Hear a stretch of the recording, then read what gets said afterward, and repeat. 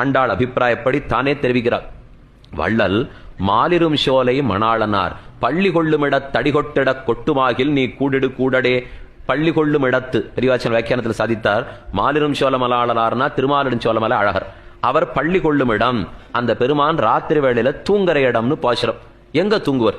திருமாலிரும் சோழமலை அழகர் எங்க தூங்குவர்? திருவேங்கடமுடையான் எங்க தூங்குவர்? அவாவா அந்தந்த இடத்தை விட்டுட்டு திருவரங்கத்துக்கு படுத்துக்கிறதுக்கு வந்துடணும். இங்கதான் எல்லாருக்கும் படுக்கறை.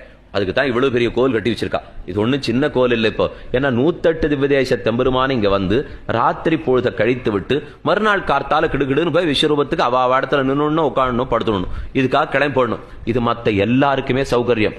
ஒரு பெருமாள் பாடு ரொம்ப ரொம்ப கஷ்டம். திருவேங்கடமுடையானுக்கு சாத்திரச்சே 1, தரக்கர்ச்சே 2.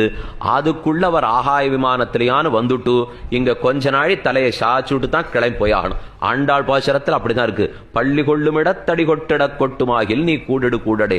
எல்லா திவ்யதேச தெம்பெருமானும் பள்ளி கொள்ளுமிடம் திருவரங்கம்.